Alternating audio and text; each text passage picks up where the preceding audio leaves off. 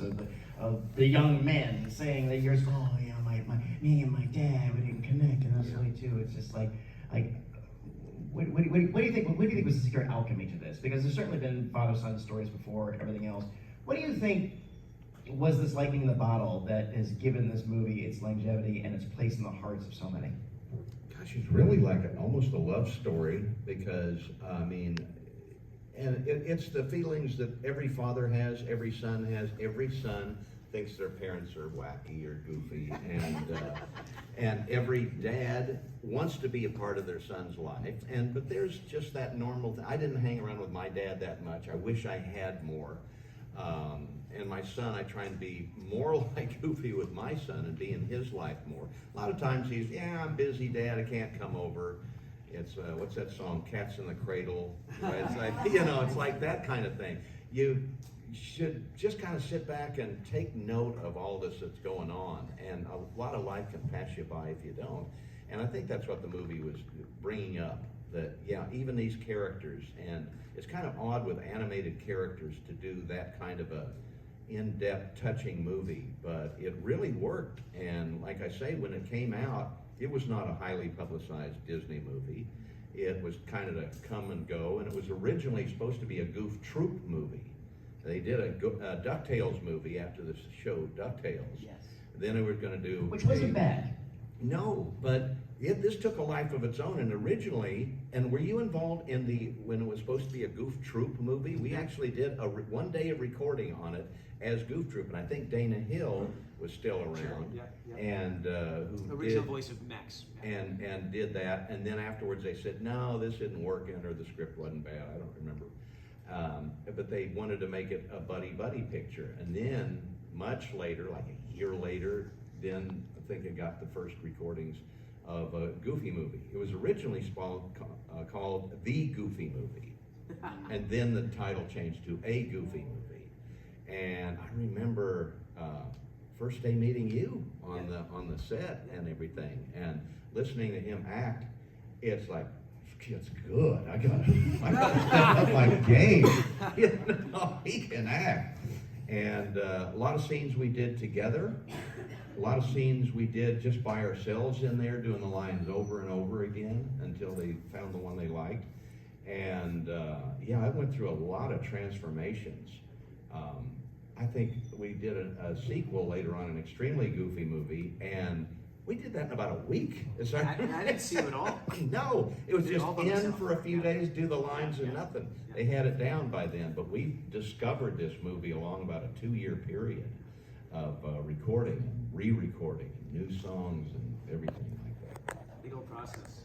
Alchemy, I mean, like relationship, buddy, road trip picture, because those things worked, and a killer soundtrack, and the youth that dug it so hard, you keep showing it to your friends and your kids, and it keeps going like that. Yeah. Well, I've always said, previously said this before, is that because I got into it later. So actually, if I think about a week before our first panel together, all right, let's see what the big deal is. Okay, I get this. If I was at this age of the kid, but what I was struck by was how much it would resonate to a parent. Yeah. It really is a family movie in a sense that it's really for everybody in the family, and not just a piecemeal sense to it. I mean, Goofy's arc as a parent is really well, and I've always said this, Pete is not necessarily wrong. You know, no, he has his perspective, and a little harsh. He's a little harsh, yeah. My son respects me, yeah. No, his son doesn't respect you; it fears you. But by the same token, Goofy needs a little bit of Pete. Yes, he does in his parenting. And it's kind of interesting that over the years, people come up, especially at Comic-Cons, and say, you know, when I was a kid, I sided with Max. And now I'm a parent and I see Goofy's point of view. So your point of view of the movie can change with how old you are and if you have kids or not. You said, Goofy needs a little bit of Pete, and everyone asked me, what's my favorite scene in the movie, and I'm like, it sounds funny, but Goofy and Pete in the hot tub, hanging out, because it's just a grounded conversation between two dads, in a cartoon setting, and it's a beautiful scene. It's a great performances by you and Jim, and that just it just works. It's not something you would expect for a Disney kid Correct. animated film. And again, that's why this movie really is. It's one of those films that's never what you think it is. You know, when you first go on into it, whether kid or adult. You know, like I always say, Singing in the Rain's the same thing. You know, it's like that movie is not what you think it is. And when they grow, I'm like, you were right. You know, very much so. When did you each realize that when it came out? When did you realize that it was eclipsing expectations? You know, because people always say, "Did you always want to see the success when it came out?" And I always transpose that and say, when did you realize that the movie never really fully went away? It was quite a while. It just kind of didn't go away, and people in the beginning didn't really talk about it that much, and the stuff that always people liked it. I knew. Well, actually, the story that I tell is that I really realized that the movie had something special was when I saw it. I was fortunate to see an early version before it was still pencil test, it wasn't colored in or anything like that, on the Disney lot in Walt Disney's own screening room. And I'm sitting here, and Michael Eisner's here, and Jeffrey Katzenberg, and I'm sweating. I hope they like this movie, my first movie. And my son got to go with me. And he was about 5 at the time, and after the movie was over, he was crying a little bit. And I said, "What's the matter, buddy? Didn't you like the movie?" And he goes, "Well, when Goofy went over the waterfall, I thought that was you." So I knew it had heart. And I said, there's more to this than just a funny movie about a son and they put a lot into it, much more than I even realized at the time. And then you'd see, years later, you see more merchandise here and there, and Hot Topic would have shirts and things, or in the theme parks, and any social media and cosplaying, you're like, okay, I guess people really hit, and it's just hit a nerve. grown. It's it's more popular now than I think it ever has been. Yeah, totally. There's a peril in letting these classic characters age. But I think we all would be very interested in seeing a Goofy grandparent. Yeah. And that perspective and the dynamic and how Max has kind of learned and he's dealing, and I would love to see that dynamic. The same. You always had the idea. Oh yeah, we actually got some ideas we're going to present. We'd love to do a third movie and present some ideas, but that's a natural thing, timeline, because extremely goofy movie. Max is in college, and Goofy wants to be with him, goes back to college. Now, maybe Max has kids, problems of his own. Maybe Goofy grandfather, Hopefully Max won't be voiced by Chris Pratt. Maybe, maybe they'll still keep me around, I don't know. Yeah, that is one of the things that we went through a lot of experimenting. Hey, Dad! They did want to replace me in the movie in the beginning. They wanted a celebrity beginning, and so they actually, I think, talked to Steve Martin about doing it. And I don't know if they actually ever got him in to record lines or anything. That may have gone away. Wow. I've heard rumors that they were seriously thinking of that, because at that time there's a lot of people at Disney going, we need a big box office draw. Was real. He was he liked celebrities. A star. I can't use the word. Fan. Well, and you talk about the scene in the hot tub. That's actually one of the few scenes that is still in the movie from when they came up to me about a week after recording and say, Jeffrey thinks you sound too cartoony. He wants you to do it more, what do you mean, cartoony? No, gorge. Yeah, he wants you to do it kind of in your voice. Gosh. And I had to go back and redo all my lines. I was there that day. But I couldn't go back. I tried to split the difference. And one of the scenes was the hot tub scene that's really me being more me. And for the longest time, I didn't like that scene because it was too much me. And I figured, I'm not going full Goofy. But, it works. It works. It is showing a different side, and it's still in there. And people tell me I sound like Goofy in my regular voice anyway, so, so I guess it works. I keep going back to and I'm wandering in the weird parallel world where Steve Martin did the voice. Yeah, that would be. Yeah. Dad, that is what it goes. Well, excuse me. It'd be a different movie. Yeah, very, very much. I don't think we touched on this yet. You touched on this yesterday, so although this is always a fun one. On any animated project you guys have worked on, what's the craziest moment you had in the booth? Craziest moment I had in the booth? Oh gosh. That you're willing to admit to in front of a mixed audience. Tell that, yeah. Yeah, we did, when Mickey Mouse Clubhouse first came off, we recorded Ensemble all together in the studio at the same time.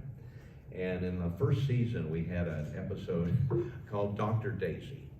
And Daisy's being a doctor, and she's coming in and you know, being like a play doctor.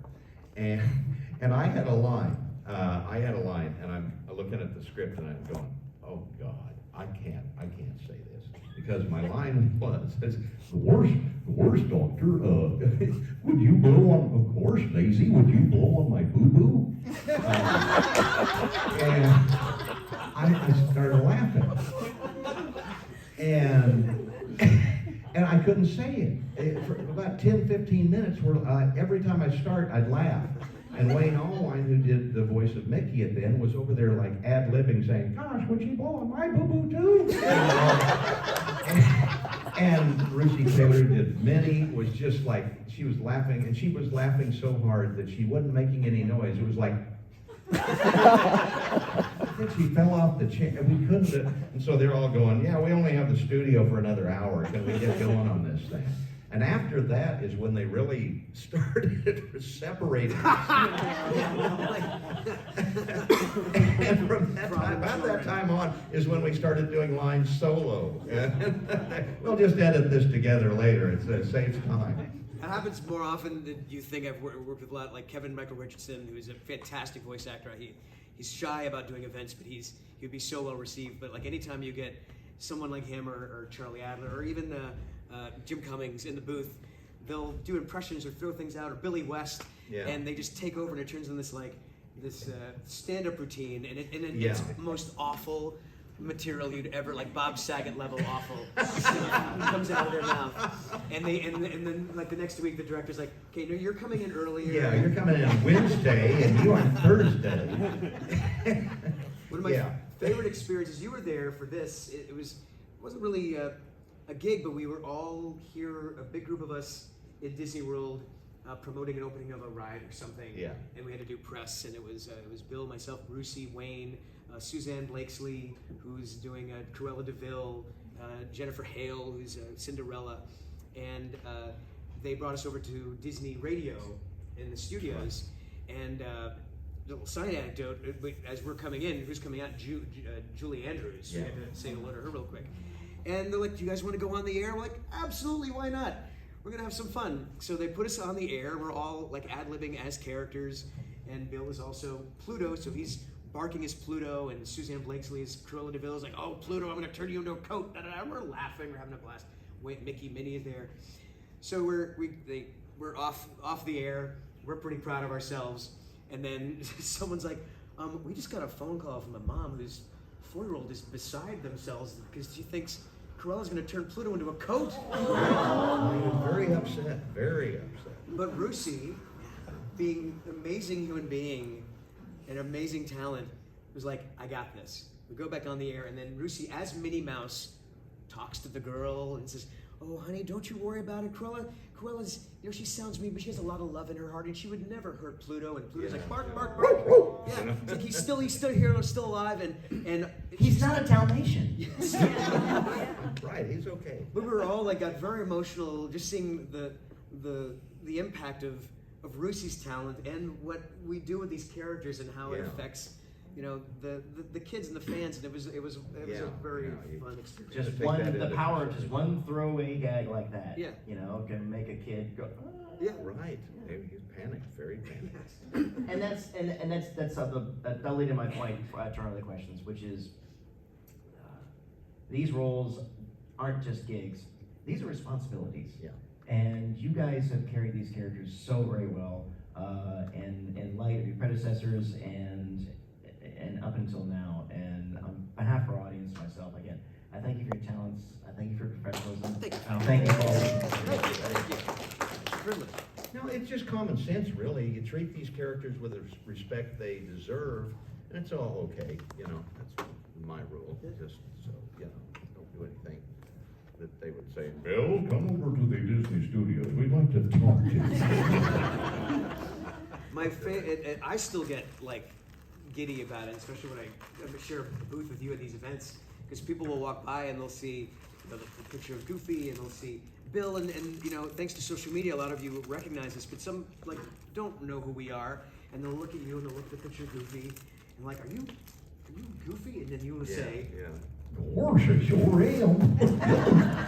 and that feeling you just got, you could see it on their faces. It's They're just like this recognition. yes. Burst into confetti, people. It's fun. It's like, and sometimes big celebrities do that. I was in Florida once, and I was and we got to meet John Denver. Oh, and nice. John Denver in the lobby came over and asked me for an autograph for his kid on signing a plush Goofy, and I was like floored. Oh my God! So even the big stars, they love these characters too. Muhammad Ali. Yeah, I met Muhammad Ali, and I met him at a TV down here in Florida, actually. And you know, I told God, it's amazing meeting you and all of this stuff. He said, "Well, do you ever talk to kids in hospitals?" Was his first question. And I said, "Yeah, Make-A-Wish Foundation. There's a lot of kids that want to talk to Mickey or Donald or Goofy or something, and we call and talk." And he said, "Man, then you're my hero," and shook my hand. I'd never have forgotten that. And I never forgot that. Really drilled into my head the power that these characters had and how you should treat them. Being on the bubble of the convention business, I'll share this fun little thing. You know, people always ask, "Oh, hey, what's it like in the green room?" And those way too. And I would say, what delights me is when I see really high up celebrities going nuts, either for cartoon actors or professional wrestlers. Yes. I ever see A-listers go, "Ted DiBiase, oh my $1 million man, oh, can we get a selfie, please?" You know, it's like, sure. What do you want? My name's David Tennant. Oh, okay. What do you do? I'm on a show called Duck. No, never mind. But again, that's the power of this and everything else. So, all right. Well, let's go. Okay, we'll do a question. All right. Well, he had his hand up first, then we'll take care of you later. I'll go back and forth. Okay. I can project my voice. Okay. Well, all right. I'll come over anyway.